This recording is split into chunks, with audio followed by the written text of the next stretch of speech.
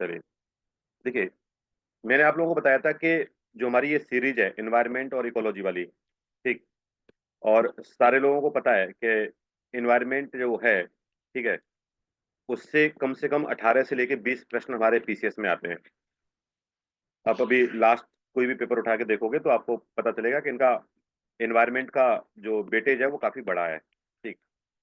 हम यूपीपीएससी की बात करें, क्योंकि अभी हमारा निकटतम एग्जाम वही है। और अगर हम यूपीएससी की बात करें तो यूपीएससी में भी आपको 20 प्रश्न के आसपास करंट प्लस स्टैटिक्स से आपको देखने को मिलते हैं। तो ये बात तो तय है कि इन्वायरमेंट हमारे एग्जाम के लिए बहुत महत्वपूर्ण है। और इसका जो सिलेबस है वो सबसे छोटा है। इससे छोटा किसी का भी सिलेबस नहीं है किसी भी सब्जेक्ट का। आप हिस्ट्री की बात कर लो, आप ज्योग्राफी की बात कर लो, आप पॉलिटी की बात करो, आप इकोनॉमी की बात करो, आप साइंस की बात कर लो, ठीक है, सारे सब्जेक्ट इससे बड़े हैं। ईवीएस आप चाहोगे तो आप 2 दिन के अंदर या 3 दिन के अंदर आप रिवाइज भी कर सकते हो। तो हमें आज जो एनवायरनमेंट और इकोलॉजी पढ़ाना है आपको, तो हमारी जो स्ट्रेटजी रहेगी कि हम आपको क्वेश्चन के माध्यम से कॉन्सेप्ट को क्लियर करें, जो आपके लिए बहुत ही महत्वपूर्ण है। ठीक। तो आज की शुरुआत करते हैं हम पहले क्वेश्चन से।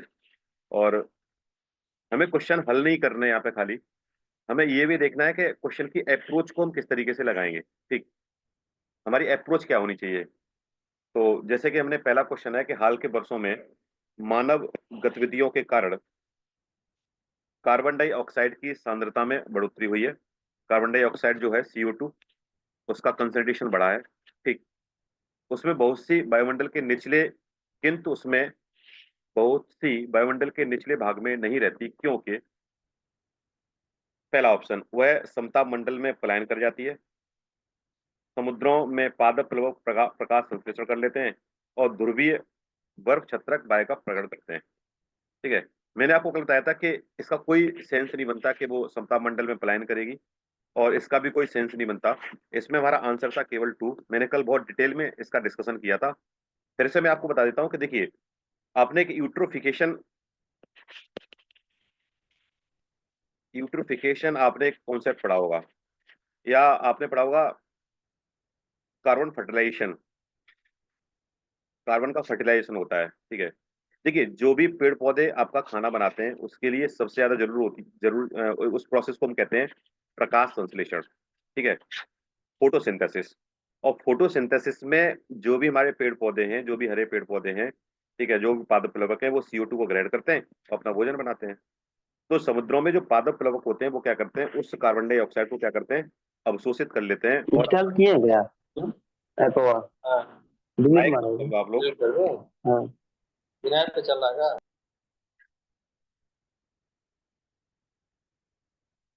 ठीक है, आप लोग जो बात कर रहे हो ना वो बात मत करो, क्लास को अटेंड कर लो अच्छे से। अच्छा, इसकी वजह से भी कई सारी चीजें आपने देखी होगी। यूट्रोफिकेशन होता है कि जैसे मान लो ये समुद्र है, ठीक है, और इसमें जो पादप प्लवक हैं वो क्या करेंगे, एक्स्ट्रा CO2 लेकर के अपना भोजन बनाएंगे, तो इनकी वृद्धि बहुत तेजी से हो जाती है। तो एल्गी ब्लूम का नाम सुना होगा आपने कि एल्गी ब्लूम हो गई एकदम तेजी से। अच्छा, उसकी वजह से एल्गी तो बढ़ जाती है, पादप प्लवक तो बढ़ जाते हैं, लेकिन इसके अंदर जो जीव जंतु रह रहे हैं उनके अंदर ऑक्सीजन की जो डिमांड है वो कम हो जाती है। तो इसलिए आपने BOD और COD का कॉन्सेप्ट अभी हम लोग आगे पढ़ेंगे, तो वो सारी कहानी यहीं से संबंधित है। तो इसका सही आंसर था हमारा प्रकाश संश्लेषण कर लेते हैं। ठीक है। नेक्स्ट, ये मैंने आपको कल बताया था कि हमारा एक एनजीटी है। एनजीटी को लेकर के कई बार प्रश्न पूछे गए, चाहे वो यूपीएससी हो, यूपीएससी तो पूछा ही है, और पीसीएस में भी पूछे गए प्रश्न इससे संबंधित। तो इन्होंने एक बताया है कि राष्ट्रीय हरित न्यायाधिकरण अधिनियम 2010 भारतीय संविधान के निम्नलिखित में से कौन सा प्रावधान के अनुरूप अधिनियमित हुआ था या हुए थे। पहला क्वेश्चन आपको याद ये करना है पीसीएस की दृष्टि से कि एनजीटी की स्थापना कब हुई। ठीक है, मैंने कल भी आपको बताया था कि एनजीटी की स्थापना सीधे क्वेश्चन में भी दे रखा है कि 2010 में हमारी एनजीटी की स्थापना होती है। देखिए, इसका नाम है राष्ट्रीय हरित न्याय, राष्ट्रीय नेशनल बॉडी है पहले तो।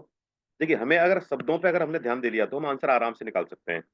पहला तो कोई नेशनल बॉडी है तो वो बॉडी किसी विशेष के लिए काम नहीं करेगी, वो सारी चीजों के लिए काम करेगी।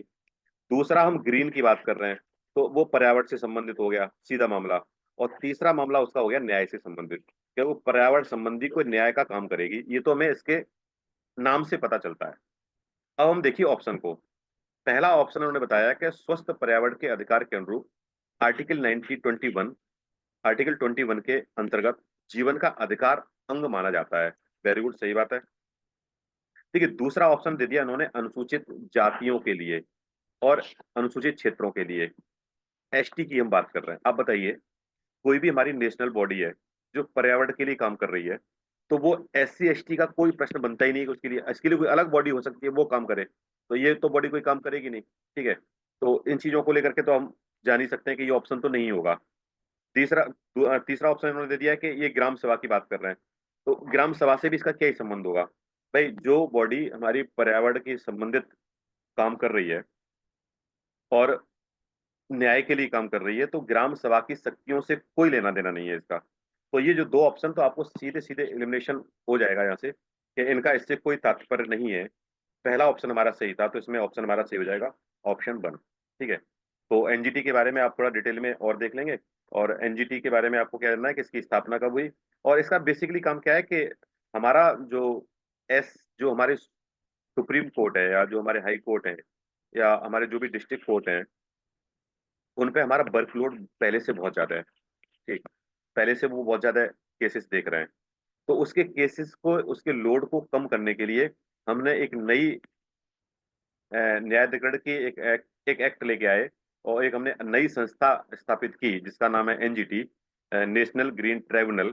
ठीक है, तो उसको क्या करेगा वो हमारा देखेगा किसको, पर्यावरण संबंधी समस्याओं को, कि वो हाई कोर्ट में ना जाए, सुप्रीम कोर्ट में वैसे ही पहले बहुत ज्यादा पेंडिंग पेंडिंग केस पड़े हुए हैं, तो उन पर बहुत ज्यादा लोड ना पड़े। तो इसकी दृष्टि से क्या करेंगे हम, इसका प्रयोग करते हैं। ठीक है, चलिए नेक्स्ट।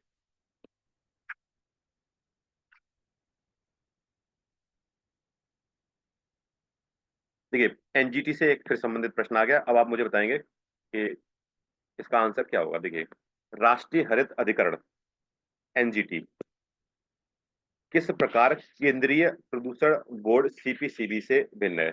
सीपीसीबी, दो से इन्हें तुलना के लिए पूछा है। ये यूपीएससी में प्रश्न पूछा गया था। ठीक है, और आई थिंक 2-3 साल पहले ही क्वेश्चन पूछा गया है। तो ये पीसीएस भी अगर आपसे कभी पूछ ले तो कोई बड़ी बात नहीं है। पहली चीज तो आप ये ध्यान रखना है कि सर एनजीटी की स्थापना कब हुई, तो 2010 में हुई है। दूसरा, सीपीसीबी की स्थापना कब होती है, तो आप इसको भी ध्यान रखेंगे, सीपीसीबी की स्थापना कब हुई है। मैंने आपको कल बताया था। सीपीसीबी की स्थापना कब हुई है, कोई बताएगा मुझको? आप मुझे कमेंट बॉक्स में बता सकते हो। 1974। वेल, ठीक है।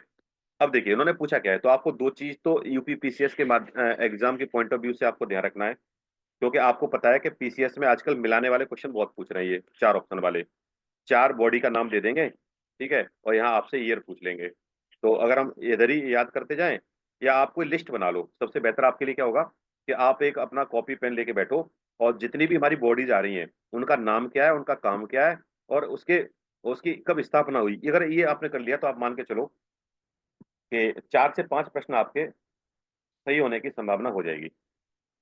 पहला ऑप्शन, एनजीटी का गठन एक अधिनियम द्वारा हुआ है, एक्ट के द्वारा हुआ है। और जबकि ये कह रहे हैं कि सीपीसीबी का गठन आपका एग्जीक्यूटिव ऑर्डर के द्वारा हुआ है, कार्यपालिका पालिका आदेश के तहत हुआ है। ठीक है, अभी हम इस ऑप्शन को थोड़ी देर में देखेंगे। दूसरा, एनजीटी पर्यावरणीय न्याय उपलब्ध कराता है, उच्चतर न्यायालयों में मुकदमों के भार को कम करने में सहायता करता है, सही बात है। सीपीसीबी झरनों कुओं की सफाई को प्रोत्साहित करता है, देश में वायु की गुणवत्ता सुधार लाने का लक्ष्य भी रखता है।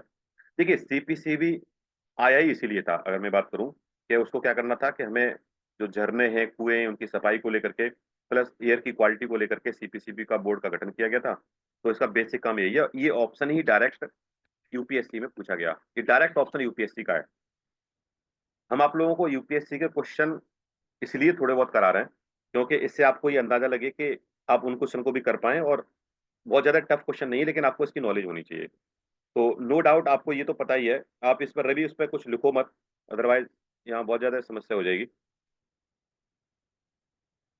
चलिए, तो अब देखिए, ये भी दोनों विधायी बॉडी हैं, दोनों क्या है, एक्ट ऑफ पार्लियामेंट से ही बनी है। तो इन्होंने जो ये बताया ना, यहाँ इन्होंने ट्रैप खेला कि ये सीपीसीबी क्या है, ये कार्यपालक जो है ना, ये आदेश नहीं है। दोनों का ही अधिनियम जो किया गया है वो गठन अधिनियम के द्वारा ही किया गया है। तो पहला ऑप्शन गलत है, दूसरा हमारा इसमें सही होगा। कल हमने इसकी डिटेल से चर्चा की थी। ठीक है, वो वीडियो आपको मिल जाएगा। नेक्स्ट, भारत में देखिए ऑर्गेनिक आजकल बहुत ज्यादा यूपीएससी के लिए सबसे फेवरेट टॉपिक बना हुआ है ऑर्गेनिक फार्मिंग। जो ऑर्गेनिक खेती है ना, वो बहुत ही अच्छा टॉपिक है। जैविक कृषि के बारे में हमें जानना है, और इन्होंने पूछा है कि जैविक कृषि के बारे में हमने 3 स्टेटमेंट दिए हैं, और 3 स्टेटमेंट में से कौन सा सही है और कौन सा गलत है। देखिए हमारी अगर एग्जाम में मल्टीपल चॉइस क्वेश्चन आते हैं, तो अगर हमने अप्रोच बहुत सही लगा ली, जैसे मैंने कल इसकी बहुत डिस्कशन किया था आप लोगों से कि जरूरी नहीं कि हमें सब पता ही हो। कई बार आपने देखा होगा स्टूडेंट को बहुत ज्यादा नॉलेज नहीं होती है ना, बहुत ज्यादा नहीं है, लेकिन पेपर बहुत अच्छा अटेम्प्ट करते हैं, वो लोग क्वालिफाई कर जाते हैं। लेकिन बहुत से बच्चे देखे हैं, हमने नॉलेज बहुत ज्यादा होती है, ठीक है, लेकिन पेपर उनका बहुत अच्छे से अटेम्प्ट नहीं होता। इसके पीछे का जो बेसिक रीजन ये है कि अगर हम पेपर को सॉल्व करते करते अगर हम ये समझ लें कि सर एक अप्रोच भी हमारी कौन सी होनी चाहिए। अब देखिए हम जैविक कृषि की बात कर रहे हैं, हम पूरे भारत में जैविक कृषि की बात कर रहे हैं। ये पहला स्टेटमेंट बता रहे हैं कि जैविक उत्पादन के लिए राष्ट्रीय कार्यक्रम एनपीओपी, ठीक है, केंद्रीय ग्रामीण विकास मंत्रालय के मार्गदर्शन एवं निर्देश के अधीन कार्य करेगा। आप मुझे बताइए, जो केंद्रीय विकास ग्रामीण विकास जो मंत्रालय है, ये किसके लिए काम करता है? ये गांव के लिए काम करता है, ग्राम के लिए काम करेगा। लेकिन क्या ये इसमें बोला हुआ है, क्या भारत में जैविक कृषि को ये बोला हुआ है कि आप गांव में ही करोगे, आप शहरों में नहीं कर सकते? तो ये तो सीधे स्टेटमेंट गलत हो रहा है कि भाई जब ग्रामीण केंद्रीय ग्रामीण विकास मंत्रालय जब वो सिर्फ गांव के लिए काम करता है, तो बाकी एरिया के लिए कौन कौन काम करेगा? जैविक कृषि की ऐसी कोई कंडीशन तो थी नहीं, ऐसी कोई लिमिटेशन तो है नहीं कि आप इसको शहर में गांव में ही करोगे शहर में करोगे। तो ये इन्होंने एक्सट्रीम सेंटेंस दे रखा था, जो पहला स्टेटमेंट हमारा यहाँ से गलत हो गया। पहला स्टेटमेंट गलत होने से ही हमने ये आंसर हमारा गलत हो गया, पहला आंसर गलत हो गया। अब आप देख रहे हो कि यहाँ पे दो कॉमन है, तीन, एक ऑप्शन कॉमन है, तीन तीन। तो ये मेरा डायरेक्टली ऑटोमेटिक सही हो गया, इसको मुझे पढ़ना ही नहीं था। अब मैं सेकंड ऑप्शन को पढ़ूंगा। एनपीओपी के क्रियान्वयन के लिए कृषि और प्रसंस्कृत खाद्य उत्पाद निर्यात विकास प्राधिकरण अपीडा सचिवालय के रूप में कार्य करता है। अपीडा का नाम आपने खूब सुना होगा।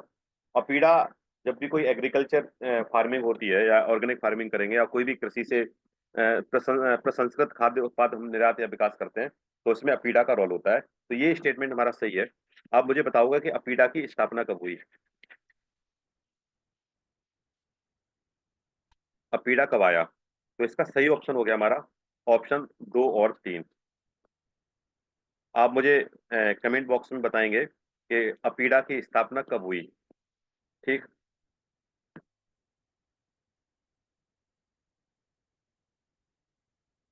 एक सेकंड में देख लेता हूँ। कुछ में लोगों ने, वेरी गुड, लोकेश ने बताया है। तो यहाँ पे अब तीसरी हमें डेट याद रखनी है, 1985। अभी तक आपको 3 डेट याद हो गई, एनजीटी, सीपीसीबी और अपीडा। ठीक, तीनों को आप ये काम आएगा। नेक्स्ट क्वेश्चन की तरफ चलते हैं। देखिए ये क्वेश्चन आया था यूपी पीसीएस 2023। अगर आप लोगों ने प्रीवियस क्वेश्चन देखे होंगे पीवाई क्यू, हमने यहाँ कुछ पीवाई क्वेश्चन को भी शामिल किया हुआ है, कुछ नए क्वेश्चन भी हैं। और हम कोशिश कर रहे हैं कि पीवाई क्यू के माध्यम से हमारा सिलेबस भी कंप्लीट हो जाए और हमारे पीवाई क्यू भी हो जाए। हम बार बार बच्चों को बोलते हैं पीवाई क्यू लगाओ, पीवाई क्यू लगाओ, नहीं लगाते हैं। तो हमने कोशिश की है, इस तरीके से डिजाइन किया है पेपर कि हमारा पीवाई क्यू कंप्लीट हो जाए और हमारा पाठ्यक्रम भी जो है ना वो भी हमारा कंप्लीट हो जाए। तो हमारे एक तीर से दो फायदे होने वाले हैं यहाँ पे, जो पीवाई क्यू बहुत महत्वपूर्ण होते हैं। इन्होंने बताया देख, कथन और कथन कारण वाले क्वेश्चन आजकल, चाहे पीसीएस की बात हो या हम यूपीएससी की बात करें, आजकल इसका चलन बहुत ज्यादा हो गया है। अगर मैं 2023 की यूपीएससी की बात करूं, यूपीएससी 23 में लगभग 20 से 21 प्रश्न थे जो कथन कारण के थे। इस बार भी कथन कारण के प्रश्न थे। तो यूपी पीसीएस तो पूछता ही है हमेशा, ठीक है। तो ये और सबसे इजी क्वेश्चन होते हैं ये, क्योंकि इसमें आपको ना थोड़ा सा अगर लॉजिक आप लगा लोगे तो आप आराम से सही कर सकते हो, ठीक है। क्वेश्चन हमारा ये है कि कथन ये है हमारा कि प्राकृतिक पर्यावरण स्वच्छ होता है, सही बात है, कोई दिक्कत नहीं है, ठीक है। तो हमने इसको सही कर दिया। मानव क्रियाएं पर्यावरणीय प्रदूषण का कारण है, ये भी दोनों सही है। तो हमें ये तो पता चल गया कि दोनों स्टेटमेंट सही है, तुम्हारा ये वाले तो दोनों गलत हो गए। अब मामला फंसा हुआ है यहाँ पर। अब आप बताइए कि इसका आंसर वैसे है बी हमारा, और बी क्यों है? इसके पीछे रीजन ये है कि प्राकृतिक पर्यावरण स्वच्छ है और मानव क्रियाएं प्रदूषण कारण है। आपको लग रहा है किसी भी तरीके से यहाँ कोई व्याख्या का प्रश्न बन रहा है इसमें? भाई हमारा ऑप्शन ए कब सही होता? जब हमारा बी ए की व्याख्या करता हो, ठीक है, आर ए की व्याख्या कर रहा हो। यहाँ व्याख्या से कोई संबंध नहीं है। इसने तो एक इंडिपेंडेंट सेंटेंस दिए हुए हैं, ठीक है, और जो दोनों सही है, लेकिन आपस में कोई व्याख्या का रीजन नहीं बनता है, तो हमारा सही ऑप्शन हो गया ऑप्शन बी। ठीक। कुछ लोग इसमें एक देखिए, आप लोग एक बहुत गलती करते हो। जैसे कई सारे बच्चे मैं बता जानता हूँ जो पीसीएस का पीटी क्वालिफाई कर सकते हैं, लेकिन कुछ गलतियों के कारण में नहीं हो पा रहा उनका। उन्हें लगता है कथन कांड में हमेशा ये सही होता है। ये गलत फहमी है, ये हमें नहीं पालनी। ये बात सही है कि मैक्सिमम का आंसर ये हो सकता है, अभी तक के जो प्रश्न आए उसमें ए का आंसर होता है, लेकिन हमें थोड़ा सा ध्यान देना चाहिए। दूसरा सबसे बड़ा, मैं आपको आज एक महत्वपूर्ण बहुत बात बताने वाला हूँ, वो ये है, इसको आप लोग अभी से ध्यान रखिएगा। मैं इसलिए आपको बता रहा हूँ क्योंकि इस जो मैं अभी बताने वाला हूँ उसकी वजह से बहुत से लोग ऐसे हैं जो एसडीएम बन जाते हैं लेकिन एसडीएम नहीं बन पाए। उसके पीछे का रीजन क्या है? 2022 की मैं अगर बात करूं और 2023 की मैं अगर बात करूं, खासकर 2022 में, 2022 में कथन कारण में यूपी पीसीएस ने एक बड़ा चेंज किया। शायद आप लोगों को पता होगा अच्छे से। उन्होंने क्या किया कि जनरली जो हमारे ऑप्शन होते हैं वो ऐसे ही होते हैं कि पहला व्याख्या वाला आएगा, दूसरा व्याख्या नहीं करता है, तीसरे में सही है और ये गलत है। और हमारे दिमाग में ये पैटर्न पहले से फिक्स है, क्योंकि हमने इतनी प्रैक्टिस की है कि हमारे दिमाग में ये चीजें फिक्स है कि हमेशा ऑप्शन ही ऐसी होगा। पीसीएस ने क्या किया कि इन ऑप्शन को ऊपर नीचे कर दिया। पता चला पहले ऑप्शन पे उसने ये रख दिया व्याख्या नहीं करता है, दूसरे पे उसने रख दिया कि ए सही है बी गलत है, तीसरे पे लेके गया ये। उसने सिर्फ ऑप्शन को चेंज किया और कई सारे बच्चों ने सिर्फ ऑप्शन पढ़ा, ये सिर्फ क्वेश्चन पढ़ा और वो सीधे ए करते गए। मैं ऐसे बहुत सारे बच्चों को जानता हूं जिन्होंने कथन कारण में 5 से 7 प्रश्न सिर्फ इसलिए गलत करके आए क्योंकि उन्होंने ऑप्शन को सही से नहीं देखा था। और ये पीसीएस की जानबूझ के एक रणनीति थी कि जो बच्चे रट के आ रहे हैं, ठीक है, जो बच्चे रट के आ रहे हैं उनको थोड़ा सा हमें ये चाहते हैं कि वो थोड़ा दिमाग से काम करें। तो आप लोगों से मेरा एक विशेष अनुरोध है कि आप जब भी पेपर दें तो एक बार पेपर के ऑप्शन को जरूर देखें अच्छे से।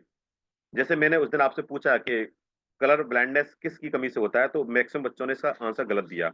सारे बच्चे बोल रहे हैं सर विटामिन ए।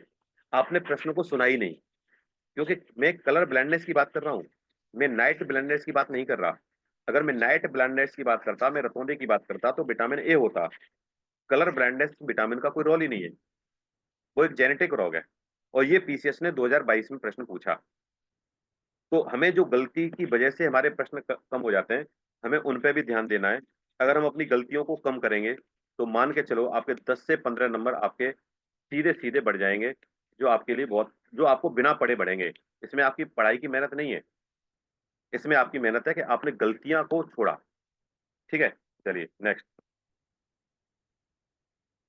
पर्यावरण संरक्षण अधिनियम, बहुत ही महत्वपूर्ण डेटा है ये, ईपीए बोलते हैं हम इसको, एनवायरमेंटल प्रोटेक्शन एक्ट 1986। पीसीएस का फेवरेट प्रश्न है। आप कोई भी पेपर उठा के देख लो, ये प्रश्न आपको मिल ही जाएगा।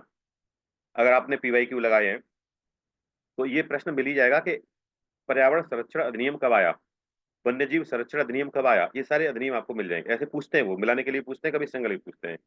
तो पहला तो हमारे लिए क्वेश्चन यही बन गया। ठीक है, देखिए एक चीज मैं आपको बता रहा हूँ कि आप क्वेश्चन को क्वेश्चन ना समझें।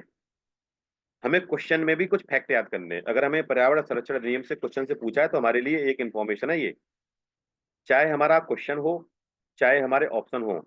अगर हमने दोनों से इंफॉर्मेशन लेना सीख लिया तो मान के चलो कि आपका पीटी कोई नहीं रोक पाएगा। यूपीएससी के बच्चे पता है क्या करते हैं, आपको मैं बता दूं। आपने जिन लोगों ने यूपीएससी दिया है मैं उनके लिए बता दूं कि यूपीएससी हमेशा क्या करती है कि आपसे क्वेश्चन पूछेगी और 4 ऑप्शन देती है आपको। 4 ऑप्शन में एक ऑप्शन सही होगा, हमने इसको याद कर लिया और हमने बाकी 3 को देखा ही नहीं। यूपीएससी नेक्स्ट ईयर में क्या करेगी, किसी बी ऑप्शन से क्वेश्चन फिर बना देगी, फिर सी से फिर कभी क्वेश्चन बना देगी, कभी डी से क्वेश्चन बना देगी। हम लोग बी सी डी को देखते ही नहीं, क्योंकि हमें सिर्फ आंसर से मतलब होता है। और जो लोग बहुत ही इंटेलिजेंट होते हैं या जो लोग रणनीति से काम करते हैं वो क्या करते हैं, ए को तो पढ़ते ही पढ़ते हैं, बी और सी और डी की भी व्याख्या कर देखते हैं वहां पे। और इसके में आपको एक नहीं, मैं कम से कम 20 क्वेश्चन बता दूंगा इस तरीके के। 2019-20 में स्वर्ण रेखा नहर से क्वेश्चन पूछा जा रहा है, स्वर्ण रेखा नदी से क्वेश्चन पूछा जा रहा है, वंशधारा नदी से क्वेश्चन पूछा उन्होंने। ठीक है। और ये ऑप्शन में क्वेश्चन थे, वंशधारा और स्वर्ण रेखा। और 2022 में क्वेश्चन होने 21 में सीधे स्वर्ण रेखा और वंशधारा से क्वेश्चन पूछ लिया। तो यूपीएससी वाले भी चाहते हैं, पीसीएस वाले भी चाहते हैं कि आप ऑप्शन को भी खंगालो। अगर आपने ये कंबाइंड इस तरीके से स्टडी कर ली ना कि आपने किसी टॉपिक को छोड़ा ही नहीं, तो मैं आपको इस बात की गारंटी देता हूँ कि आप इस बात को मान के चलिए कि आपकी जितनी अच्छी तैयारी ना, वो उतनी अच्छी तैयारी और किसी की नहीं होगी। क्योंकि हमें समग्र रूप से तैयारी करनी है। हमें हमें आंसर, हमें तो भाई कंटेंट याद करना है ना, हमें तो इन्फॉर्मेशन चाहिए। तो पहला ऑप्शन इन्होंने दिया है कि इसका काम क्या है, पर्यावरणीय संरक्षण प्रक्रिया लोक सहभागिता की आवश्यकता और इसे हासिल करने के प्रक्रिया को और रीति का विवरण भी देती है। पहला ऑप्शन है। दूसरा ऑप्शन बताया है कि वह विभिन्न स्रोतों से पर्यावरणीय प्रदूषकों के उत्सर्जन और विसर्जन के मानक को निर्धारित करती है। एकदम हमें सही लग रहा है, क्योंकि हमें सीधे सीधे दे रखा है एनवायरमेंट प्रोटेक्शन एक्ट। तो जाहिर सी बात है, हम एनवायरमेंट प्रोटेक्शन की बात करेंगे, अगर एनवायरमेंट के संरक्षण की बात करेंगे तो हम उसके उत्सर्जन और विसर्जन की भी हम बात करेंगे। ये हमारे क्वेश्चन के, हमारे उस एक्ट के नाम से ही हमें कंफर्म हो रहा है कि हम इस बात की बात करेंगे। लेकिन पहला स्टेटमेंट यहां तक तो सही है इनका। आप मुझे बताओ कि कोई भी एक्ट आता है, अगर हम कोई कानून लेके आते हैं, उस कानून का मतलब होता है कि जो भी हम काम कर रहे हैं उस पर कैसे रोक लगाई जाए। है? एक्ट तभी तो आते हैं भाई, पहले समस्या क्रिएट होती है कि पहले कानून आता है? पहले प्रॉब्लम आएगी तब उसका समाधान होगा। ऐसा कभी देखा कि पहले समाधान आ गया होगा फिर समस्या आए? ऐसा तो कभी नहीं होता है। जब पहले डिमांड आएगी तब सप्लाई होगी। ठीक। तो कुल मिला के मुद्दा क्या है कि समस्या पहले क्रिएट होती है, उसके बाद हम लॉ बनाते हैं, उसके बाद हम सिद्धांत बनाते हैं। जैसे कि एक इकोनॉमी का कॉन्सेप्ट है, मैंने एक दिन में इकोनॉमी का बताऊं, जैसे एक कॉन्सेप्ट है अर्थव्यवस्था, एक है अर्थशास्त्र। दोनों में अंतर है। शास्त्र का मतलब होता है सिद्धांत, अर्थ को चलाने का सिद्धांत। अर्थव्यवस्था है उसको मैनेज कैसे करें। ठीक है। अर्थव्यवस्था और अर्थशास्त्र में बेसिक अंतर है। अगर मैं आपको बताऊं, जैसे मैं एग्जांपल आपको लेता हूं सिंपल सा, कि एक घर में 5 लोग हैं, 5 लोग हैं एक घर में, और 4 रोटी हैं। अगर मान लो 5 रोटी होती, तो क्या यहाँ पे कोई नियम बनाने की आवश्यकता थी इन लोगों में बांटने की? कोई नियम की आवश्यकता नहीं था, एक एक रोटी सबको दे दो, काम खत्म हो गया, कोई लड़ाई नहीं करेगा। लेकिन घर में माँ के साथ समस्या ये है कि 4 रोटी हैं और 5 लोग हैं, 5 बच्चे हैं। अब इस रोटी को बांटे कैसे? यहाँ होगी समस्या क्रिएट। जब समस्या क्रिएट होगी तो फिर नियम बनाए जाएंगे, और नियम बनाए जाएंगे तो नियम में माँ एक नियम बना सकती है कि भाई सबसे छोटे वाले को हम 1 रोटी देंगे, उससे छोटे वालों को एक दे देंगे, एक छोटी दे देंगे, और जो बाकी तो जो बड़े लोग हैं उनको आधी आधी दे देंगे। हमने एक नियम बना दिया, सब लोग खुश हैं, कह रहे हैं हाँ ठीक है, माँ ने बहुत अच्छा नियम बनाया, छोटों को ज्यादा मिलना चाहिए, बड़े तो अपना मैनेज कर लेंगे। तो मेरा कहने का मतलब इससे ये है कि जब हमारी कोई प्रॉब्लम क्रिएट होती है, देन आई हम लोग बनाते हैं नियम, कानून, एक्ट। अब ये लोग कह रहे हैं कि उन्होंने इसको हासिल करने की प्रक्रिया, भाई हासिल करने की प्रक्रिया कैसे बना सकते हैं? ये बहुत टफ काम है। हम इसको हासिल कैसे करेंगे, इसका रीति का विवरण कैसे देंगे? ये इस एक्ट में है ही नहीं। ये उन्होंने थोड़ा एक्सट्रीम सेंटेंस दे रखा है, अगर हम थोड़ा सा ध्यान देंगे तो ये सेंटेंस हमारा गलत हो जाएगा, और दूसरा सेंटेंस हमारा सही हो जाएगा इसमें, ये वाला। तो हमारा आंसर होगा इसका बी। चलिए, ये बहुत ही महत्वपूर्ण प्रश्न है, और आप मुझे लोग कमेंट बॉक्स में बताएंगे एजेंडा 21 में 21 का मतलब क्या है। देखते हैं कौन कमेंट करेगा। तो पहले हम लोग प्रश्न पढ़ लेते हैं, फिर मैं इसको थोड़ा डिटेल में आप आज को उसको बता भी दूंगा कि एजेंडा 21 क्या है। पहले आप लोग, अगर कोई किसी को पता है तो एजेंडा 21 का मतलब मुझे बता दो कि 21 का मतलब क्या है। हमारे 21 नियम है या और कुछ है, क्या मतलब है इसका? देखिए, समाचारों में कभी कभी दिखने वाला एजेंडा 21 के संदर्भ में निम्नलिखित कथनों पर विचार करें। Very good Lokesh. चलिए, तो इन्होंने बड़ा सही बताया कि एजेंडा 21 का मतलब क्या है, 21वीं सदी। तो आप कहीं पे भी लिख लो, ये भी एक प्रश्न, एक बार प्रश्न पूछा जा चुका है। इसका मतलब होता है सेंचुरी से, और सेंचुरी एजेंडा 21, मतलब ये तो पता चल गया कि हम 21वीं सदी की बात कर रहे हैं। अब देखिए, यह धारणीय विकास के लिए एक वैश्विक कार्य योजना है। ठीक है। दूसरा ऑप्शन दिया उन्होंने कि 2002 में जोहान्सबर्ग में धारणीय विकास पर विश्व शिखर सम्मेलन, world summit on sustainable development में इसकी उत्पत्ति हुई। ये थोड़ा सा फैक्चुअल क्वेश्चन है, ये फैक्ट है, अगर आपको याद होगा तो कर पाओगे, नहीं तो। लेकिन पहले से आपको पता चल रहा है कि एजेंडा 21 आया ही धारणीय विकास के लिए था। पहले आप धारणीय विकास समझ लो। पहले एक शब्द है सतत विकास, इसी को हम बोलते हैं धारणीय विकास, इसी को हम बोलते हैं संपोषणीय विकास।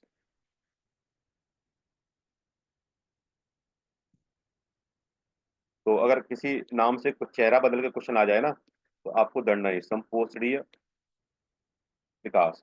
और इसी को हम बोलते हैं सस्टेनेबल डेवलपमेंट। तीनों चीजें सेम है, तीनों में कोई मतलब नहीं है। सतत विकास की परिभाषा में अगर आपको बता दूं तो सतत विकास से 4 प्रश्न पूछे गए यूपीपीसीएस 2023 में। अगर आपने प्रश्न उठा के देखा होगा, तो एक तो उसने सतत विकास लक्ष्य से प्रश्न पूछ लिया, 2-3 जगह सतत विकास की डेफिनेशन पूछ ली। तो आप इस बात के लिए तैयार रहें कि सतत विकास हमारे लिए बहुत महत्वपूर्ण है। सतत का शब्द देखिए, सतत का मतलब ही होता है ऐसी कोई चीज जो निरंतर चलती रहे ना। सतत का मतलब ही होता है कोई निरंतर प्रक्रिया ऐसी कोई ना। लेकिन सतत विकास की हम एनवायरमेंट की दृष्टि से अगर हम बात करें तो सतत विकास है क्या। एक लाइन में मैं आपको बोलना चाहूं कि एक ऐसा विकास जिसमें हम वर्तमान की समस्या, वर्तमान का तो उपभोग हम करें और हम आने वाली अपनी पीढ़ियों का भी ध्यान रखें। अगर मैं पानी का उपभोग करता हूं तो पानी का उपयोग मैं इस तरीके से करूं कि मेरी आने वाली पीढ़ियां भी उस पानी का प्रयोग कर पाएं। ऐसा ना हो कि हम सारी चीजें उपभोग करके चले जाएं और उनके सामने पानी की समस्या आ जाए। तो सतत विकास का मतलब है कि वर्तमान की चीजों का उपभोग करते हुए भविष्य का नुकसान न करें हम। हम अपने आने वाली पीढ़ियों को ऐसा ना कर दें कि उनके सामने बहुत सारी समस्याएं खड़ी हो जाएं। सतत विकास का सिर्फ मतलब है। और जैसा कि मैं एक कॉन्सेप्ट अभी आपको यहाँ बताना चाहूंगा, अगर हो सकता है आप एग्जाम्पल में, कि एक शब्द आता है ग्लोबलाइजेशन, आपने सुना है? ग्लोबलाइजेशन, इसको हम बोलते हैं वैश्वीकरण। देखिए इसमें मेरा थोड़ा क्लास थोड़ी सी इंटरेक्टिव रहेगी, मैं आपको बता दूं। आप सोचोगे सर क्वेश्चन नहीं करा रहे, लेकिन मैं इनके माध्यम से ना बहुत सारी चीजें आपको बताना चाहता हूँ कि आप इस चीज को कनेक्ट कर पाए। एक कॉन्सेप्ट आया नियो ग्लोबलाइजेशन का, जिसको हमने बोला कि नव वैश्वीकरण। मैं सतत विकास को समझाने के लिए बता रहा हूँ क्योंकि कई सारे प्रश्न ऐसे आएंगे। वैश्वीकरण की डेफिनेशन अगर आपसे पूछी जाए तो कई बार सीधे सीधे ग्लोबलाइजेशन की डेफिनेशन आपसे पूछी हुई है, कई बार पूछी हुई है। पीसीएस ने पूछ ली। अभी ईपीएफओ का एपीएफसी का एग्जाम हुआ था। ईपीएफओ बहुत अच्छी पोस्ट होती है एसी की, मैं assistant provident fund commissioner, AC ACPF. अभी उसका रिजल्ट भी आ गया है। उसने सीधे पूछा व्हाट इज ग्लोबलाइजेशन, वैश्वीकरण है क्या। आपसे निबंध भी पूछा जा सकता है, सिंपल सी बात है। वैश्वीकरण को मैं बता रहा हूँ कि अगर मैं वैश्वीकरण को डिफाइन करूं तो उसको बोलूंगा मैं वस्तु, सेवा और बौद्धिक संपदा। वस्तु, सेवा और बौद्धिक संपदा का मुक्त प्रभाव। ग्लोबलाइजेशन का मतलब यही था। ग्लोबलाइजेशन हमने क्या सीखा कि वस्तु और सेवा का हम एक मुक्त प्रभाव कर दें। ठीक है, वस्तु सेवा पूंजी, एक चीज और है इसमें, वस्तु सेवा पूंजी का एक फ्री ट्रेड कर दें, वही हमारा ग्लोबलाइजेशन है। भाई ग्लोबलाइजेशन से हमने सीखा क्या, हम ग्लोबल कैसे हुए, हम पूरे ग्लोब से कैसे जुड़े, क्योंकि हमने वस्तु सेवा पूंजी का मुक्त प्रवाह करना शुरू कर दिया। ये कॉन्सेप्ट आया ग्लोबलाइजेशन का। लेकिन हुआ क्या कि इसके दौर में हमने ये काम तो किया, लेकिन हमने इसके इसके साथ में पर्यावरण को भी प्रदूषित किया। हमने इस बात का ध्यान ही नहीं दिया कि हम वस्तु का प्रभाव कर रहे हैं, सेवा का कर रहे हैं, पूंजी का कर रहे हैं, बौद्धिक संपदा का कर रहे हैं। लेकिन इसका जो कॉन्सिक्वेंसेस हुआ कि हमने पर्यावरण को प्रदूषित किया। एक नई समस्या खड़ी हो गई। हम ग्लोबलाइजेशन में तो आ गए, लेकिन ग्लोबलाइजेशन के दौर में हमने पर्यावरण को ध्यान ही नहीं दिया कि हम पर्यावरण को प्रदूषित भी कर रहे हैं। इसी के लिए एक नया कॉन्सेप्ट आया जिसको हमने बोला नव वैश्वीकरण। और नव वैश्वीकरण में उन्होंने बताया कि वस्तु सेवा पूंजी और संपदा का मुक्त प्रभाव इस तरीके से करें कि पर्यावरण पर कोई असर न पड़े। ठीक है, यही कॉन्सेप्ट है सतत विकास का, कि हम क्या करें, हम वस्तु का, सेवा का, पूंजी का, ठीक है, गुड्स सर्विसेज कैपिटल और बौद्धिक संपदा इंटेलेक्चुअल प्रॉपर्टी, बौद्धिक संपदा का प्रभाव, मुक्त प्रभाव तो हम करेंगे। लेकिन हमने यहाँ नव वैश्वीकरण 2009 के आसपास ही आया। हमने यहाँ सीखा कि हम इस तरीके से करेंगे कि हमारा न इस किसी से भी हमारा क्या हो, पर्यावरण प्रभावित ना हो। ठीक है, हमें यही करना है, सतत विकास हमको यही सिखा रहा है कि हम अपना काम करेंगे, लेकिन ऐसा नहीं करेंगे कि हम आने वाली पीढ़ियों के लिए सब कुछ बर्बाद करके चले जाएं। लेकिन इसमें जोहान्सबर्ग में क्या हुआ, ये जोहान्सबर्ग में नहीं हुआ था, ये आया था 1992 के रियो समिट में। ठीक है, मैं इसकी टाइमलाइन, तो ये मेरा सेंटेंस गलत है, ये मेरा सही है, ऑप्शन ये होगा। बस मैं आपको थोड़ा सा इसमें डिटेल में ही बता दूं कि इसकी शुरुआत कहाँ से हुई। ठीक, तो इसको आप कहीं नोट कर लेना। ठीक है, तो जोहान्सबर्ग इन्होंने जानबूझ के डाला हुआ, जोहान्सबर्ग में नहीं हुआ था, कहाँ हुआ था, रियो द जेनेरियो 1992 का अर्थ समिट हुआ था। और अर्थ समिट का डिसीजन कहाँ पर लिया गया था, हम अर्थ समिट कहाँ करेंगे। तो सबसे पहले मैं आपको बता दूं कि 1972 में हम लोग क्या कर रहे हैं, स्टॉकहोम कर रहे हैं। 1972 में हमने स्टॉकहोम किया। देखिए 1972 से हम लोग बहुत बड़ा सक्रिय हो गए थे। क्या आप मुझे ये बताइए कि पर्यावरण का प्रदूषण क्या 21वीं सदी में आया, क्या उससे पहले नहीं हो रहा था। उससे पहले भी पर्यावरण प्रदूषित हो रहा था, लेकिन 21वीं सदी में बहुत ज्यादा हुआ। तो हमारी शुरुआत जो होती है ना एनवायरमेंटल डिबेट की, वो तो शुरुआत हो जाती है हमारी बहुत पहले से। 1798 से हमारी शुरुआत हो जाती है। 1798 में एक व्यक्ति आए थे जिनका नाम था रॉबर्ट, थॉमस रॉबर्ट माल्थस। पहली बार उन्होंने बताया था कि पर्यावरण प्रदूषित होने वाला है। इसकी मैं आपको टाइमलाइन बताऊंगा कि पर्यावरण की चिंताएं कहाँ से हमें शुरुआत हुई। लेकिन हमने रूट लेवल पर काम करना शुरू किया 1972 से। 1972 में स्टॉकहोम होता है, और स्टॉकहोम में ही हमने यहाँ पे यूएनईपी की स्थापना भी कर दी थी। यही हमने किसकी स्थापना कर दी थी, हमने यूएनईपी की भी स्थापना यहाँ पे कर दी, United Nation environmental programme. UNEP यहीं पे आ गया था। इसके 20 साल बाद हमने 20वीं इसकी बरसी मनाई।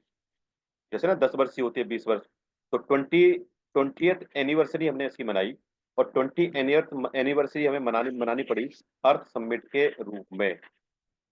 अर्थ समिट, पृथ्वी सम्मेलन, इसी को हम बोलते हैं पृथ्वी सम्मेलन। ये होता है हमारा 1992 में। और इसी 1992 में हमने यहाँ पे कुछ अप्रेजल किए कि हम एजेंडा 21 लेके आएंगे। एजेंडा 21 लाएंगे जो 21वीं सदी के सतत विकास के लिए काम करेगा। ये हमने यहाँ डिसाइड कर लिया था।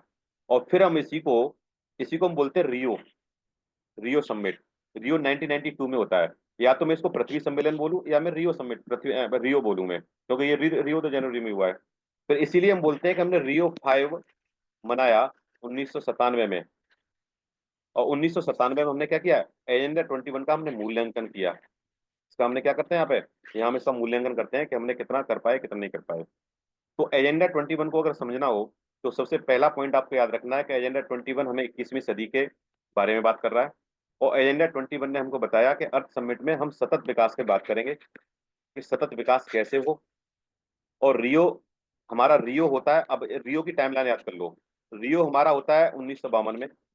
रियो+5 हमारा होता है 1997 में, जहाँ पे काइटो प्रोटोकॉल भी आई थी।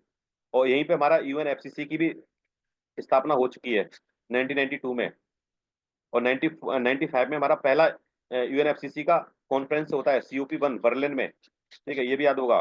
फिर COP2 हुआ, फिर COP3 हमारा होता है क्या नाम है, 97 में, जहाँ पे हम कीटो प्रोटोकॉल लेके आते हैं ग्रीन हाउस गैसेस के उत्सर्जन के लिए। पूरा डिटेल में पढ़ा दूंगा आपको, पूरा याद हो जाएगा, आपको रट जाएगा एकदम, आप इस बात की टेंशन मत लेना। फिर हमारा रियो होता है रियो 20। तो रियो 20 कितने पे कब हो जाएगा, रियो 10 हमारा, पहले हम रियो 10 कर लेते हैं। रियो 10 हमारा होता है 2002 में। और रियो 20 हमारा हो जाता है किसमें, 2012 में। ठीक है, तो ये हमारी पूरी टाइमलाइन है, इसको भी पढ़ा दूंगा। तो आप समझ गए होंगे एजेंडा 21 की बात क्या है। एक सेकंड में आप लोगों के मैसेज देख लूँ। 2012, वेरी गुड। चलिए, तो टाइमलाइन हमें थोड़ी सी याद रखनी है कि अगर आपको रियो याद है, तो रियो में 5 5 जोड़ते जाओ, रियो 5 97 हो जाएगा। ठीक है, तो हमारा अर्थ समिट हुआ है, अर्थ समिट में हमने डिसाइड किया हम रियो करेंगे। और रियो में हमने डिसाइड किया कि हम एजेंडा 21 लेके आएंगे। और एजेंडा 21 का हम मूल्यांकन करते हैं 1997 में, जिसको हम रियो 5 बोलते हैं। और अगर मैं इसकी बोलूँ कि इसकी रिकमेंडेशन कहाँ पे आई, 1972 के बारे में सबसे पहले कहाँ बात हुई थी, कोई मुझे बताएगा।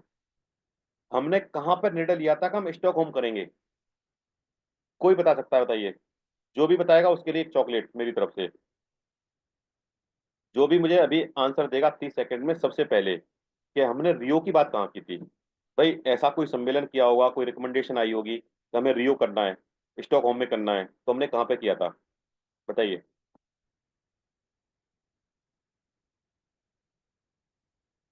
कौन जीता? नहीं बेटा, 1972 में तो स्टॉकहोम हो ही गया है। स्टॉकहोम हमें करना है, उसका हम निर्णय कहाँ लिया हमने? भाई इसकी हमें स्टॉकहोम करना था। स्टॉकहोम में हमें स्टॉकहोम हमने किया, तो हमने डिसाइड किया कि हम अर्थ सबमिट करेंगे 1992 में। लेकिन स्टॉकहोम की बात कहाँ से हुई थी? इसकी बात कहाँ हुई कि हम स्टॉकहोम करेंगे? बेटा 1972 में तो स्टॉकहोम हो रहा है, तो उससे पहले की ही बात हुई होगी, तो 87 में कैसे चले जाएंगे हम लोग? नहीं, ये तो थोड़ा बेसिक लॉजिक की बात है ना। 1969, 1969 में एक आया था स्वीडन रिकमेंडेशन।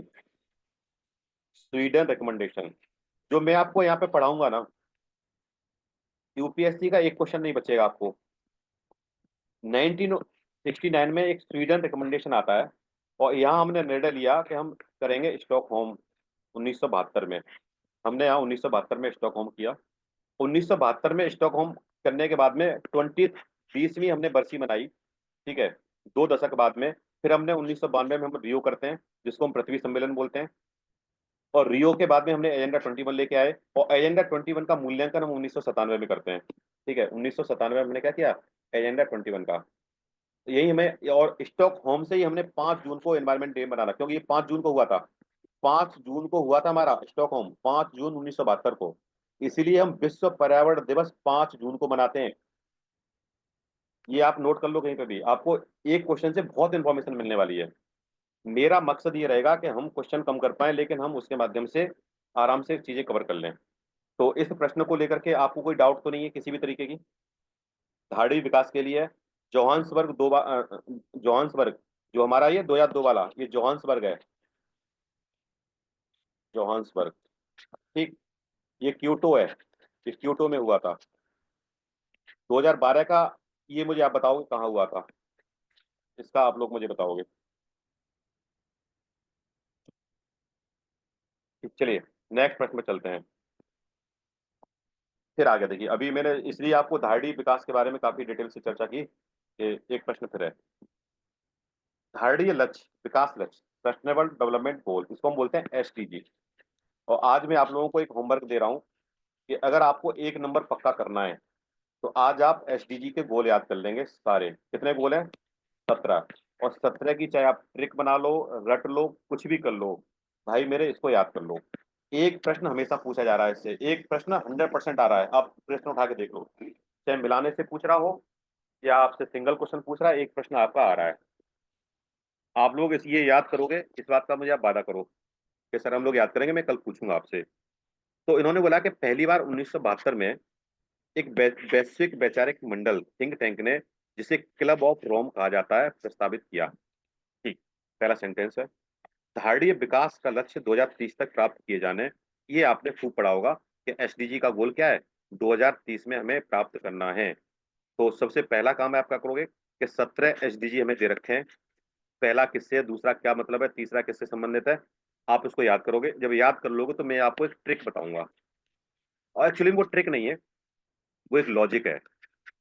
उससे आपको रटने की आवश्यकता नहीं पड़ेगी, आप अपने आप बताते जाओगे खटाखट में। आप एक बोलूंगा, दो बोलूंगा, तीन बोलूंगा, चार बोलूंगा, पांच बोलूंगा, छह, आप अपने आप बताते जाओगे, सर इसका मतलब ये, इसका मतलब ये, इसका मतलब ये। क्योंकि ट्रिक क्या होती है कि वो रटनी पड़ेगी, लॉजिक रटने नहीं पड़ते। तो लेकिन इससे पहले की आपके साथ में शर्त यह है कि आप उसको पढ़ के आओगे, तब आपको समझ में आएगा कि मैं क्यों बताना चाह रहा हूँ उसको ना। ठीक है, तो आप ये याद कर लोगे। देखिए, मैं थोड़ी सी आपसे एक और बात कर लूँ। हो सकता है क्लब ऑफ रोम के बारे में बात कर लेते हैं। क्लब ऑफ रोम के बारे में कई बार प्रश्न पूछे गए। देखिए, अगर मैं धारणी विकास की बात करूं, तो हमारी धारणी विकास की बात तो हुई है 1972 से। 92 में हम लोग 1992 में तो हम लोग बात ही कर रहे हैं। लेकिन हम लक्ष्य यहाँ पे लेके नहीं आए थे क्लब ऑफ रोम में। क्लब ऑफ रोम में हमने क्या किया? एक्चुअली में क्लब ऑफ रोम है क्या, पहले आप इस बात को समझ लो। मैं थोड़ा सा आपको, अगर आप बोर नहीं हो रहे हो, कोई ऐसा है जो इसमें बोर हो रहा है, तो मैं थोड़ा सा आपको इन्वायरमेंटल डिबेट के बारे में बता दूं, थोड़ी सी चर्चा कर लूं कि हमारा पर्यावरणीय विवाद शुरुआत कहाँ से हुई। तो थोड़ी सी चीजें समझ में सही से आएंगे। हम बात करते हैं पर्यावरणीय विवाद,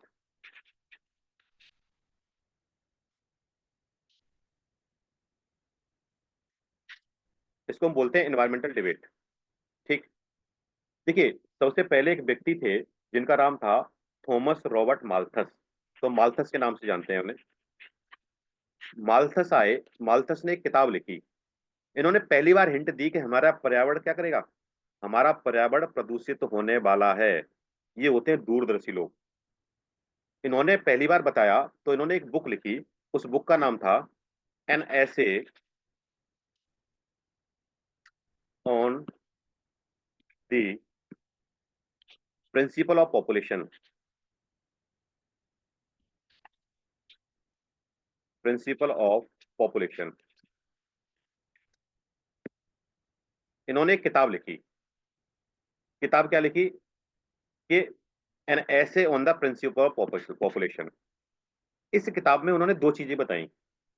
उन्होंने ये बताया कि जिस तरीके से, एक तो उन्होंने लिया पॉपुलेशन को और एक उन्होंने लिया फूड प्रोडक्शन को। देखिए ये बात कब कर रहे हैं, 1798 में। 1798 में एक व्यक्ति है माल्थस। माल्थस एक किताब लिखते हैं। उस किताब का नाम है एन ऐसे on the principle of population. ये प्रश्न डायरेक्ट आपसे पूछा गया है कि माल्थस की बुक का नाम क्या है, माल्थस ने कब बुक लिखी और माल्थस ने क्या बताया। एक्चुअली में ये एक इकोनॉमिस्ट थे। तो इन्होंने ये बताया कि जो सर हमारी पॉपुलेशन है ना, उसकी जो बढ़ रही है ना, वो आज एक है, फिर दो हो जाएगी, फिर चार हो जाएगी, फिर आठ हो जाएगी, फिर 16 हो जाएगी। वो ये कह रहे हैं कि हमारी जो पॉपुलेशन का बढ़ने का तरीका है ना, वो जीपी में है। जीपी को हम बोलते हैं जियोमेट्रिक प्रोग्रेशन। एक आपने पढ़ा होगा अर्थमेटिक प्रोग्रेशन, एक आपने पढ़ा होगा ज्योमेट्रिक प्रोग्रेशन, एक आपने पढ़ा होगा हार्मोनिक प्रोग्रेशन। अर्थमेटिक का मतलब होता है एक कोई चीज एक है, फिर दो हो जाएगी, फिर तीन हो जाएगी, चार, मतलब लीनियरली कोई चीज बढ़ रही है। जस्ट डबल, मतलब एक दो एक एक करके बढ़ती जा रही है। ज्योमेट्रिक प्रोग्रेशन का मतलब होता है कि आज एक है, कल दो गुनी हो जाएगी, फिर दो का, फिर दो गुनी हो जाएगी, फिर चार का गुना हो जाएगा। यार जनसंख्या तो हमारी इस रेशियो में बढ़ रही है, लेकिन हमारा जो फूड का प्रोडक्शन है वो हमारा बढ़ रहा है एपी में। आज एक है, कल दो हो जाएगा, फिर तीन हो जाएगा, फिर चार हो जाएगा। अब आप मुझे ये बताओ कि अगर हमारा फूड प्रोडक्शन हो रहा है एपी, पॉपुलेशन बढ़ रही है जीपी में, दिन दूगना रात चौगुना, बोलते हैं ना, एक कहावत है। तो इन्होंने बताया कि इसकी दृष्टि से अगर हम देखें तो आने वाले समय में हमारे पर्यावरण को इनक्रोच किया जाएगा, हमारे पर्यावरण पर क्या होगा, हमला किया जाएगा। First time he hinted that the human intervention in the environment may create havoc। पहली बार उन्होंने हमको हिंट किया कि अगर इस तरह से समस्या चली जाएगी तो हम पर्यावरण का क्या करेंगे, इंक्रोचमेंट करेंगे। हम जंगलों की तरफ भागेंगे, हम जंगलों का सफाया करेंगे, हम खेती की तरफ भागेंगे, क्योंकि हमें फूड चाहिए। और अगर आप ऐसा काम करोगे तो पर्यावरण हमारा प्रदूषित होगा। ये बात कर रहे हैं 1798 में। इसी के क्रम में एक व्यक्ति आते हैं, न्यू माल्थुसन थ्योरी आती है। ठीक है। उन्होंने एक बुक लिखी थी 1948 की बात मैं करूं, क्योंकि मैं आपको थोड़ा सा इसलिए हिंट दे रहा हूं कि आप क्लब ऑफ रोम को समझ पाओ। सबसे पहली शुरुआत यहीं से होती है। फिर 1948 में एक थ्योरी आती है जिसको हम बोलते हैं न्यू माल्थुसन थ्योरी। उन्होंने एक बुक लिखी अवर प्लैंडर्ड प्लेनेट। उन्होंने बताया हमारे लुटते हुए ग्रह। उन्होंने भी इस बात को बताया कि हमें पर्यावरणीय चिंताएं हमारे पास में बहुत सारी होने वाली हैं। फिर 1962 में एक बुक आती है साइलेंट स्प्रिंग। साइलेंट स्प्रिंग लिखी है रचेल कार्सन ने। किसी दिन मैं डिटेल में पढ़ाऊंगा, आज मुझे क्वेश्चन कराना है। और वो हमारे कह रहे हैं कि हम कीटनाशकों के जो प्रयोग कर रहे हैं इससे हमारा क्या हो जाएगा, हमारा पर्यावरण प्रदूषित हो जाएगा। फिर 1968 में एक बुक आती है पॉपुलेशन बॉम्ब, जिसके लेखक हैं प्लेंडर्ड एलरिक। इन्होंने भी हमको बताया। और इसी क्रम में 1992 में, इसी क्रम में 1972 में एक एनजीओ आता है जिसने एक बुक, जिसका एक ऑर्गेनाइजेशन था क्लब ऑफ रोम, वो लेके आते हैं limits of growth. Limits of growth. उन्होंने एक बुक लिखी लिमिट्स ऑफ ग्रोथ, और इसको लिखने वाला कौन था, एक ऑर्गेनाइजेशन था club of Rome. Club of Rome. Club of Rome एक एनजीओ है जिसका हेडक्वार्टर स्विट्जरलैंड में है। और ये एक एनजीओ है। और इसकी स्थापना जो हुई है क्लब ऑफ रोम की, वो हो गई थी 1968 में। लेकिन लिमिट्स ऑफ ग्रोथ आया 1972 में। इन्होंने हमें बताया सतत विकास के बारे में। सतत विकास के बारे में कि हमें अपनी ग्रोथ को लिमिट करना है। हमें संसाधनों के प्रयोग को हमें अपना सोचना पड़ेगा कि हम अपने संसाधनों का प्रयोग किस तरीके से करें। क्या हम अपने संसाधनों का अंधाधुंध प्रयोग करेंगे या हम समझदारी से प्रयोग करेंगे। ये जब बात इन्होंने बताई जब ये बात बताई, तो यहाँ सतत विकास की एक्चुअली में बात की गई थी। यहाँ सतत विकास लक्ष्य की बात नहीं की गई थी, इसलिए हमारा पहला ऑप्शन गलत हो जाता है और दूसरा ऑप्शन हमारा सही हो जाता है। ठीक है, काफी डिस्कशन हो गया इस पॉइंट पे, नेक्स्ट चलते हैं। 2050, देखिए ये शायद क्वेश्चन पूछा गया था 2022 में।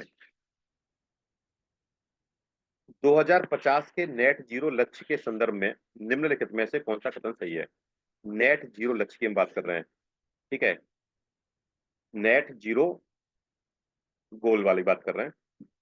इन्होंने पहला स्टेटमेंट बताया कि इसका अभिप्राय है कि देश को 2050 तक उसके उत्सर्जन को शून्य तक नीचे लाना होगा। पहला स्टेटमेंट, ठीक है। दूसरा, इसका अभिप्राय यह है कि किसी देश के उत्सर्जन की क्षतिपूर्ति वातावरण से ग्रीन हाउस गैसों का निराकरण तथा अवशोषण करेगी। ये सीधे स्टेटमेंट लग रहा है कि हम नेट जीरो की बात कर रहे हैं, तो हम पर्यावरण की बात कर रहे हैं। देखिए, सबसे पहले हमें समझना होगा नेट जीरो क्या होता है। कुछ लोगों ने गलती से इसको जीरो समझ लिया। अगर हम जीरो की बात करते हैं ना कि हमें जीरो प्राप्त करना है, तो कोई दिक्कत नहीं थी। लेकिन नेट का मतलब क्या होता है, ये बहुत जरूरी है। देखिए, पहले तो ये संभव है नहीं कि हम किसी भी चीज को शून्य तक कर पाए। क्या आपको ये लग रहा है कि हम अपने पर्यावरण प्रदूषण को जीरो तक ला सकते हैं, शून्य कर सकते हैं? बिल्कुल नॉट पॉसिबल।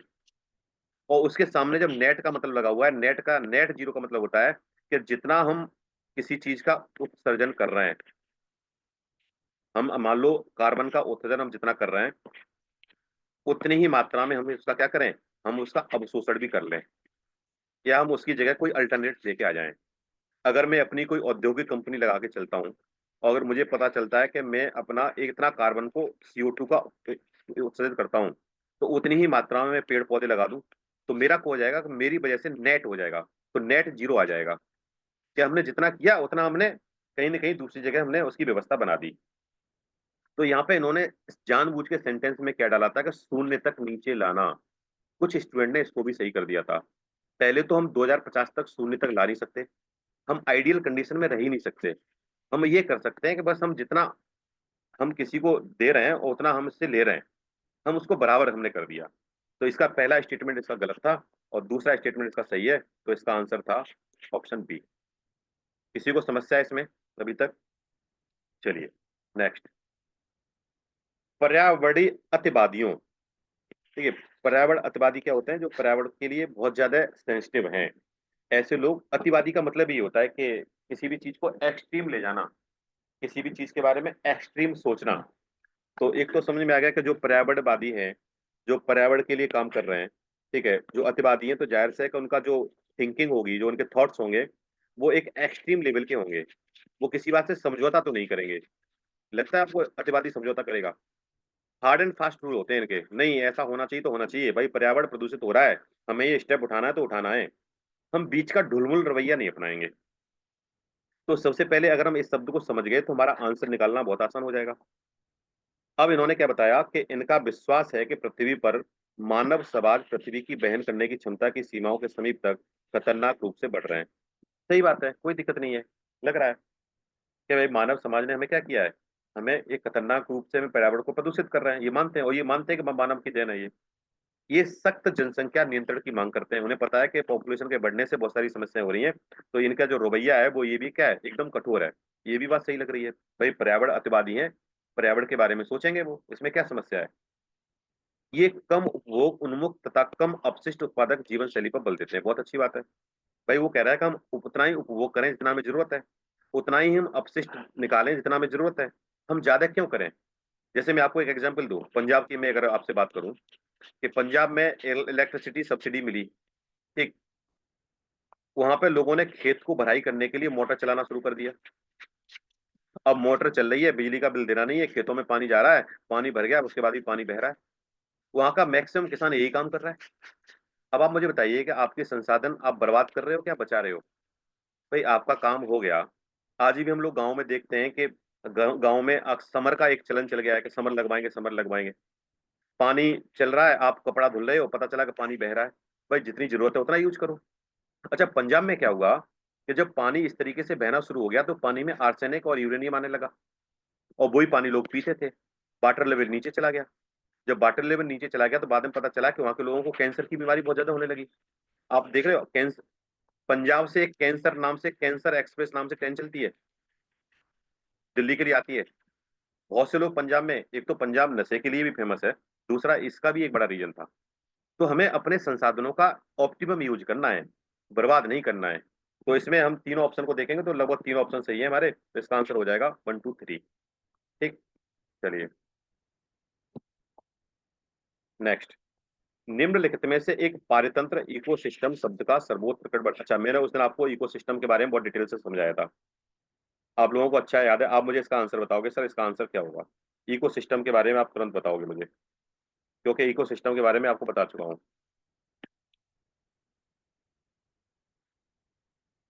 मैंने आपको एक डायग्राम बताया था, उस डायग्राम को आप याद कर लो। सबसे पहले हमारा होता है जीव, जिसको हम बोलते हैं ऑर्गेनिज्म। और जब एक ही प्रकार के जीव कई सारे हो जाते हैं तो हमारी होती है जनसंख्या।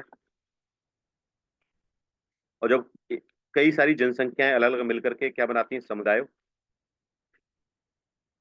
इसको हम बोलते हैं कम्युनिटी। ठीक है, कम्युनिटी, पॉपुलेशन। कई सारे समुदाय मिलकर बनाते हैं पारितंत्र, इसको हम बोलते हैं इकोसिस्टम।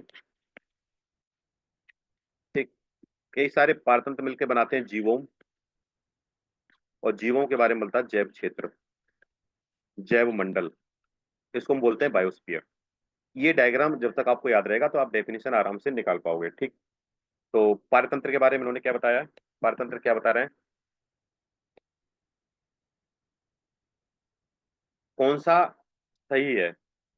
अब देखिए, जाहिर सी बात है पारतंत्र मेरा यहाँ आ रहा है, तो ये इससे इंटरेक्ट कर ही रहा होगा, कई सारे समुदायों से इंटरेक्ट कर रहा होगा। ये क्या कह रहे हैं? एक दूसरे से अन्योन्या क्रिया करने वाले जीवों का एक समुदाय है। ठीक है, पहला सेंटेंस। दूसरा, सबसे देखिए, बहुत सारे इसमें मिलते जुलते आपको लगेंगे, लेकिन सबसे अच्छा हमें ढूंढना है इकोसिस्टम का मतलब पृथ्वी का वह भाग जहाँ सजीव जीवों, लिविंग ऑर्गेनिज्म द्वारा अवशासित आवश्यक है। कोई बहुत ज्यादा सही डेफिनेशन नहीं है। ठीक है, वो तो हमारा समुदाय भी हो सकता है, और भी चीजें हो सकती हैं। जीवों का एक समुदाय हो, डायरेक्ट, डायरेक्ट डेफिनेशन कहाँ से आ रही है? समुदाय से। यहाँ देखो, क्योंकि समुदाय से पारतंत्र बना है। और साथ ही वह पर्यावरण जिसमें भी रहते हैं, एक ऐसा सिस्टम, एक ऐसी ऐसा एक क्षेत्र जहाँ कई सारे समुदाय एक साथ रहते हैं। सिंपल सी बात है। किसी भी भौगोलिक क्षेत्र की वनस्पति, ये वाला गलत हो गया, तो सही ऑप्शन हमारा कौन सा हो गया? सी हो गया। ये प्रश्न पूछा हुआ है आप लोगों को ना, ये कई बार पूछा गया प्रश्न है। चलिए नेक्स्ट चलते हैं। अपने ही वातावरण में एक जैव समुदाय जैसे तालाब, महासागर, वन, यहाँ तक कि एक जल जीवशाला भी को क्या कहा जाता है? बताइए। जीवोम, समुदाय, अजैव वातावरण। देखिए, ये तो होगा नहीं, कम्युनिटी तो होगा नहीं। मैंने आपको इकोसिस्टम के बताया था, इकोसिस्टम हमारे दो तरीके होते हैं। एक होता है हमारा टेरेस्ट्रियल, और एक होता है हमारा एक्वेटिक। टेरेस्ट्रियल में भी आ जाएंगे, एक्वेटिक में हमारे तालाब, महासागर आ गए, वन आ गए। ठीक है, वन वन हमारा एक अलग इकोसिस्टम है। ठीक है, हर इकोसिस्टम में अलग अलग तरीके का होता है। और even a drop of water, A drop of water can be ecosystem.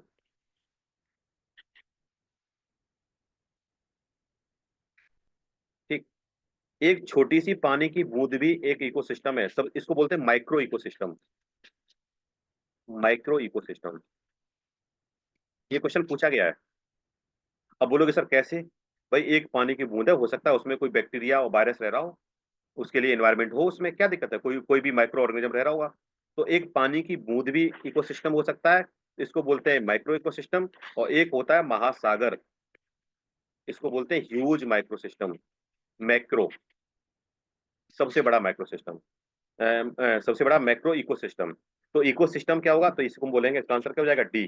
तो हम तालाब की बात करें, महासागर की बात करें, वन की बात करें, ठीक है, किसी जल की बात करें, ये सब क्या है? सारे एक इकोसिस्टम है, जिनका एक अलग अलग अपना रोल है। तो अलग अलग अपने प्रजातियां इसमें अपना सर्वाइव करती हैं और अपने आगे की जनसंख्या को बढ़ाती हैं। नेक्स्ट चले। पारिस्थितिकी तंत्र के संदर्भ में निम्नलिखित कथनों पर विचार कीजिए। पहला, ये कह रहे हैं स्वपोषी। जो स्वपोषी का मतलब होता है जो अपना पोषण खुद करें। देखिए, हमें प्रत्येक शब्द पे ध्यान देना है। एग्जाम की सबसे बड़ी नीड है कि अगर आप प्रत्येक शब्द का अर्थ समझ रहे हैं, तो आप मान के चलो कि आप उससे क्या कर रहे हो? आप आंसर के नजदीक पहुंचा रहे हो। कई कई हमारे प्रश्न जो होते हैं ना, वो अपने आप उत्तर बता रहे होते हैं, चिल्ला चिल्ला के बता रहे होते हैं, मैं सही हूँ मुझे टिक कर, मैं सही हूँ मुझे टिक कर। और ये वाकई में सही बात है। ऑलवेज करेक्ट आंसर ऑलवेज आपको आवाज लगाता है तो भाई मैं सही हूँ, बस आप एक बार उसको पहचान लो। स्तर उत्पादन को प्राथमिक उत्पादक कहा जाता है, ठीक है। द्वितीय उत्पादकता का संदर्भ परपोषी स्तर के उत्पादन से है। थोड़े से उत्पादन को लेकर के प्रश्न है, आप बताइए इसमें से क्या सही होगा। दोनों ही सही है, द्वितीय उत्पादकता के बारे में परपोषी के संदर्भ बात कर रहा है और यहाँ पे स्वपोषी के बारे में बात कर रहा है। वो सारे स्टेटमेंट ठीक, करेक्ट। इसको हम डिटेल में पढ़ाएंगे जब हम अभी पोषण स्तर पढ़ेंगे। जब हम लोग फूड चेन पढ़ेंगे, फूड चेन से पहले हम लोग इसी को पढ़ते हैं इकोसिस्टम में, ठीक है। पारिस्थितिकी तंत्र में हम लोग उसको पढ़ेंगे कि हमारे एक होते हैं स्वपोषी, ठीक है, एक होते हैं प्राथमिक उत्पादक, फिर होते हैं द्वितीयक, फिर होते हैं तृतीयक, ठीक है। किस किस तरीके से हमारे पिरामिड कैसे बनते हैं, कभी उल्टा पिरामिड बनेगा, कभी ऐसे बनेगा, ठीक है। तो वो भी हम देखेंगे इसका रीजन क्या है। नीचे दो कथन दिए गए हैं जिसमें से एक कथन ए तथा दूसरे को आर कहा गया है। फिर से हमारा कथन और कारण वाला क्वेश्चन आ गया है। पारिस्थितिकीय तंत्र के विविध अवयव आपस में एक दूसरे पर निर्भर नहीं रहते। देखिए सीधे से पहली बार में इसने सेंटेंस को गलत दे दिया। अभी हम पढ़ के आए इकोसिस्टम, कि ये कम्युनिटी है और ये इकोसिस्टम है, और यहाँ आपस में इंटरेक्शन कर रहे हैं ये लोग, और कम्युनिटी बनी है कई सारी जनसंख्या से मिलकर के। तो जाहिर सी बात है एक पर्यावरण में जहाँ कोई इकोसिस्टम होगा, क्या वो आपस के एनवायरमेंट से इंटरेक्ट नहीं करेगा। तो ये खुल के कह रहा है कि नहीं निर्भर होते। भाई सीधे सेंटेंस गलत हो गया, अब आपको कुछ करना ही नहीं था। तो ये तो सीधे गलत हो ही गए। इसका मतलब आपको ये गलत हो गया, ऑप्शन ऑप्शन डी आ गया। अब दूसरा भी पढ़ लेते हैं। मानव क्रियाओं से वातावरण प्रभावित होता है, एकदम सही बात है, एकदम सही सेंटेंस है।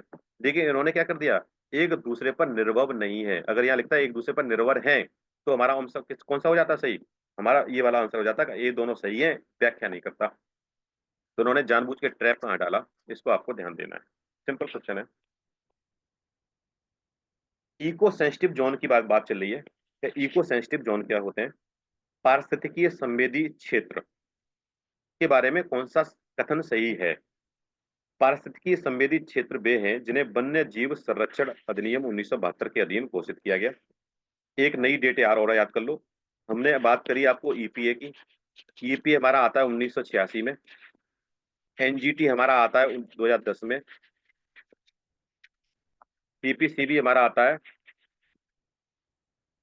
1974 में। अपीडा हमारा आता है 1985 में। अब हमारा एक और आ गया, वन्य जीव संरक्षण, डब्ल्यूपीए। इसको डब्ल्यूपीए बोलते हैं, वाइल्ड लाइफ प्रोटेक्शन एक्ट। ये हमारा आ गया 1972 में। तो पहले तो हमें डेट याद रखनी है, बाकी स्टेटमेंट अभी देखते हैं सही है कि नहीं सही है। इतनी डेट्स आपको, इतनी आपको याद होनी चाहिए सबको, ये आपके काम में आने वाली है। दूसरा सेंटेंस क्या है।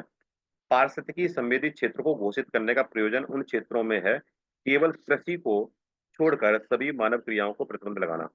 आप मुझे ये बताओ, अगर मैं किसी क्षेत्र को इको सेंसिटिव जोन घोषित कर रहा हूँ, मैं ये कह रहा हूँ कि ये सेंसिटिव जोन है। भाई सेंसिटिव मैंने तभी किया है जब यहाँ पे कोई समस्या हो रही होगी। तो मैं सेंसिटिव जोन होने के नाते मैंने कृषि को तो मना कर दिया नहीं होगी, लेकिन बाकी सब मानव प्रक्रियाएं हो, कृषि को छोड़कर बाकी मानव प्रक्रियाएं प्रतिबंध, मतलब मैं कृषि को अलाउ कर रहा हूँ। तो भाई कृषि को भी मैं क्यों अलाउ कर रहा हूँ, जब सेंसिटिव जोन है तो कृषि को भी नहीं करना। जब मैं कृषि करूंगा तो मानव मानव की क्रियाएं तो होंगी, आदमी जाएंगे वहां पर उसको इंक्रोच करेंगे, ठीक है। तो ये तो इन्होंने ये स्टेटमेंट तो एकदम गलत हो गया, जो एकदम सही नहीं है। कि हम यहाँ जब भी हम किसी को पारिस्थितिकी संवेदक जोन घोषित करते हैं, तो उसके लिए हमें क्या करेंगे, हम सेंसिटिव जोन है तो उस सेंसिटिव जोन में भाई हमें ये नहीं करना है, हम कृषि पे भी प्रतिबंध लगाएंगे, बाकी सब मानवीय क्रियाओं को भी प्रतिबंध, भाई क्योंकि वो सेंसिटिव जोन है, वो सेंसिटिव जोन की हमें संरक्षण करना है। दूसरा, ये जो 1972 की बात कर रहे हैं, वो 1972 में ना करके वो 1986 की बात है, 1986 के। देखिए पहली बात तो आप ये समझ लो, वाइल्ड लाइफ प्रोटेक्शन एक्ट हमें जीवों के बारे में बात करेगा, ये वन्य जीव के बारे में बात करेगा, शेर की बात करेगा, चीता की बात करेगा, तेंदुआ की बात करेगा, चिड़ियों की बात करेगा। या हम इकोलॉजी की बात कर रहे हैं, इन्वायरमेंट की बात कर रहे हैं, पर्यावरण की बात कर रहे हैं। और पर्यावरण से संबंधित हमारा एक्ट आया है ईपीए, जिसको हम बोलते हैं इन्वायरमेंट प्रोटेक्शन एक्ट। तो पहले तो आपको यहीं से समझ जाना चाहिए कि सर जो इको सेंसिटिव जोन की बात कर रहे हैं, हम यहाँ किसी क्षेत्र की बात कर रहे हैं, और क्षेत्र पर्यावरण का है वो मुद्दा। यहाँ मैं किसी पर्टिकुलर किसी स्पीसीज की बात नहीं कर रहा हूँ। मैं अगर किसी पर्टिकुलर स्पीसीज की बात करता, हो सकता है यहाँ बहुत सारी स्पीसीज हो जिनको बचाने की बात हो रही है, लेकिन हम यहाँ हमने किसी एक क्षेत्र को सेंसिटिव जोन बनाया है, और उस क्षेत्र को सेंसिटिव जोन बनाने के लिए हमने बोला कि यहाँ आपकी आपको जो एंट्री है वो रुकी हुई है, यहाँ पे आप प्रतिबंध लगा दिया गया, आप यहाँ जा नहीं सकते हो। तो आपको सीधे ये याद आना चाहिए कि सर पर्यावरण के संबंधित जो काम कर रहे थे हम वो इसमें काम कर रहे थे 86 वाले में। तो ये थोड़ा सा अगर हम लॉजिक लगाते तो ये भी हमारा ऑप्शन गलत हो गया, ये भी हमारा ऑप्शन गलत हो गया, हमारा ऑप्शन हो गया डी सही। समझ रहे हैं इस बात को आप? यहाँ तक किसी को कोई समस्या तो नहीं है? क्योंकि इन्वायरमेंटल प्रोटेक्शन एक्ट हमें बताता है कि हमें कौन से क्षेत्र को किस तरीके से घोषित करना है।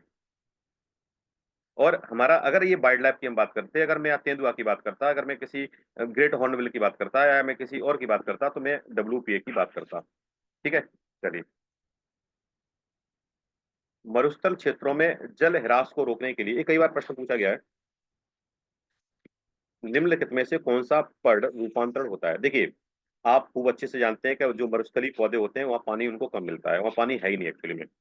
यही एक रीजन है कि वहाँ पे जो ऊंट है बेचारा क्या करता है, पानी को स्टोर कर लेता है, क्योंकि उसको पता है पानी नहीं मिलने वाला। रेगिस्तानी चूहे टॉयलेट टॉयलेट करते हैं, ठीक है, ये भी आपको पता है।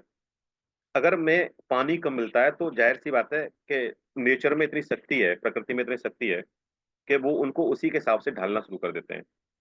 देखिए, एक मैं आपको एग्जांपल दूं कि दुनिया में जितने भी प्राकृतिक शक्ति है, अगर शेर बनाया है ना भगवान ने, तो उसने हिरन भी बनाया है, तेंदुआ भी है, शेर भी है, और दोनों, हिरन भी रह रहे हैं, शेर भी रह रहा है, और उसमें भी रह रहे हैं, ये जंगल में भी रह रहे हैं। अगर शेर के जबड़े बहुत मजबूत दिए है ना, कहते हैं शेर की पकड़, चीता की पकड़, तो हिरन को दौड़ना भी बहुत अच्छे से सिखाया है, क्योंकि इसको बचना है। सांप है ना, सांप को लोग मार के खा जाते, तो उसके मुंह में जहर दिया है, और पूंछ में जहर दिया है, क्योंकि अपना प्रोटेक्शन यहाँ से करेगा। कुछ जीव आपने देखे होंगे इनके ऊपर कांटे होते हैं, क्योंकि वो अपने आप को बचाने का प्रयास करते हैं। तो प्रकृति ने हर जीव को अपना एक ऐसा संरक्षण दिया है जिससे वो अपना बचाव कर सके। ये प्रकृति की बहुत बड़ी देन है। अभी हम हाइबरनेशन वाला टॉपिक पढ़ेंगे तो मैं आपको बताऊंगा डिटेल में, यूपीएससी ने प्रश्न भी पूछा हुआ है इससे।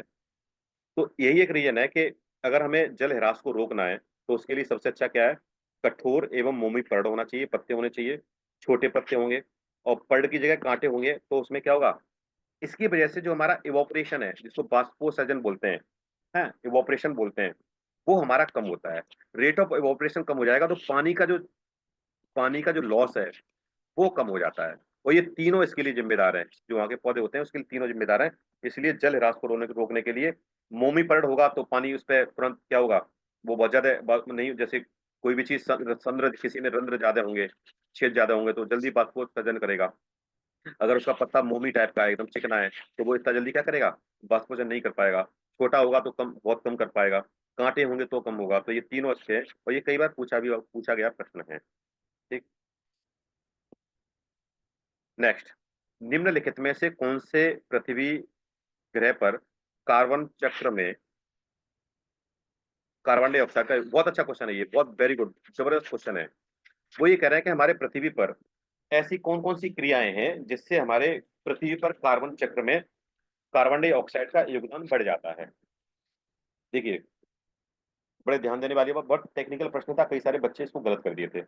आपको ध्यान किस बात पे देना है, ज्वालामुखी प्रक्रिया होती है, नो डाउट CO2 का उत्सर्जन होता है।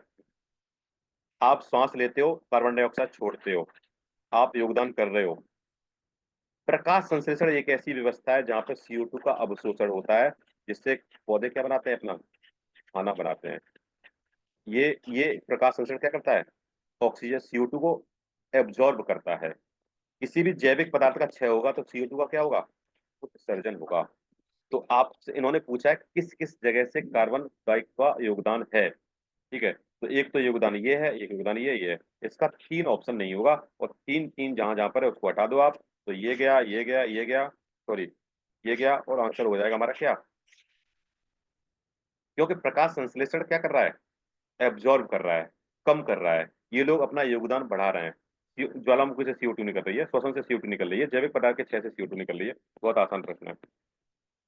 पृथ्वी का सर्वाधिक बृहद पारिस्थितिकी तंत्र, सबसे बड़ा, अभी मैंने थोड़ी देर पहले बात की थी, ऑप्शन के हिसाब से हमें बात करना है। जो बृहद जो इकोसिस्टम है वो कौन सा है? ठीक है, तो इसमें एक है जलमंडल, जीवोम, स्थलमंडल। अब बताइए कौन सा आंसर होगा इसमें? जैवमंडल का मतलब सीधे क्या है?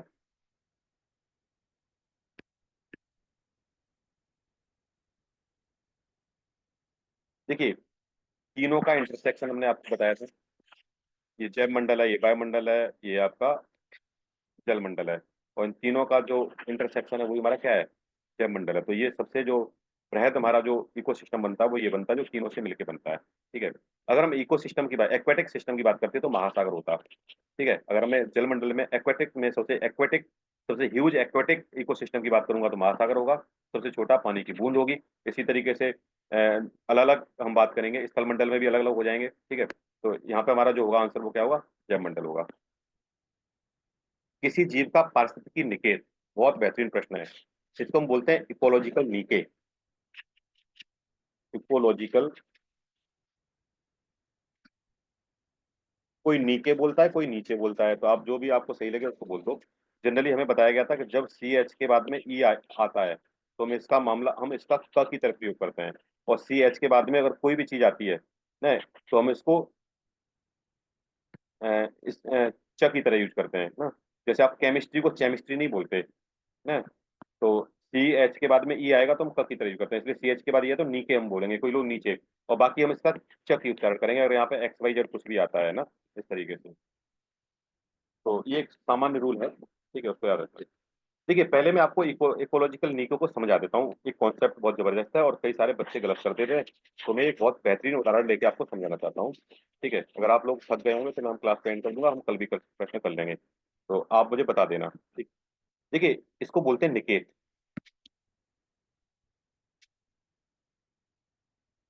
निकेत का मतलब क्या है? जैसे बहुत सारे जीव जंतु रहते हैं। जैसे मैं आपसे एक एग्जाम्पल दे रहा हूँ कि एक गांव है, एक गांव है।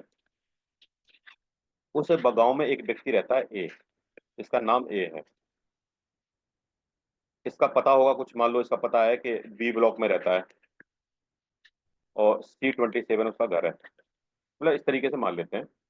किसी आदमी को उस गांव में, मान लो एक एक्स आदमी है, उस गांव में जाना चाह रहा है, तो वो इससे कैसे मिलेगा? वो भाई उससे पूछेगा, भाई ये नाम, उसके पास एड्रेस है, वो सीधे एड्रेस के आधार पर यहाँ पे पहुंच जाएगा।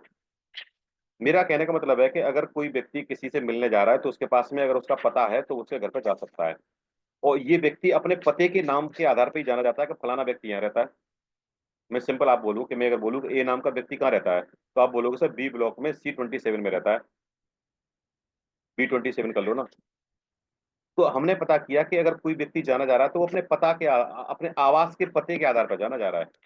लेकिन अगर मैं आपसे बोलूं कि हमें उसके आवास का पता नहीं पता, लेकिन हमें पता है कि फलाने गांव में एक आदमी रहता है और वो डीएम है, वो आईएएस है।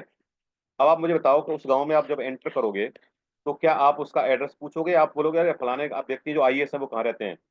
तो आपको उस गांव के लोग बता देंगे ना, कि बता देंगे फलाने कहाँ रहते हैं। आप किसी व्यक्ति से गांव पूछ लेना कि फलाने नाम के डीएम कहाँ रहते हैं, आपको कोई भी गांव का व्यक्ति उसके घर पर लेके पहुंच जाएगा। कुल मिला के मेरा काम क्या है कि यहाँ एक व्यक्ति अपने पते के नाम के आधार पर जाना जाता है और यहाँ एक व्यक्ति अपने कार्य के नाम से जाना जाता है। इसकी कार्यात्मक भूमिका है, इसका कार्य क्या है, फलाने प्रधान कहाँ रहते हैं। इसी तरीके से नीके में क्या होता है कि कोई भी जीव अपनी कार्यात्मक भूमिका के आधार पर जाना जाए कि उसकी कार्यात्मक भूमिका क्या है, उसे हम बोलते हैं निकेत। अब इसका आंसर क्या होगा, आप मुझे आंसर बताइए। जीव की विशिष्ट प्राकृतिक वास, अन्य जीवों के साथ सहजीवी संबंध, विशिष्ट परिस्थितियों में किसी जीव के साथ, गलत है, ये भी गलत है। कुल मिला के एक विशिष्ट क्या है उसका? प्राकृतिक भाषा है, जो अपनी कार्यात्मक भूमिका के आधार पर जाना जाता है। ये मैंने आपको डिटेल में बता दिया, कई बार ऐसे भी डायरेक्ट पूछ ले देता है कि उसकी कोई विशिष्ट बात है। विशिष्ट बात क्या है? कि डीएम है व्यक्ति। विशिष्ट बात क्या है? फलाने प्रधान है, इसलिए वो जाने जाते हैं, वो उनका आवास है।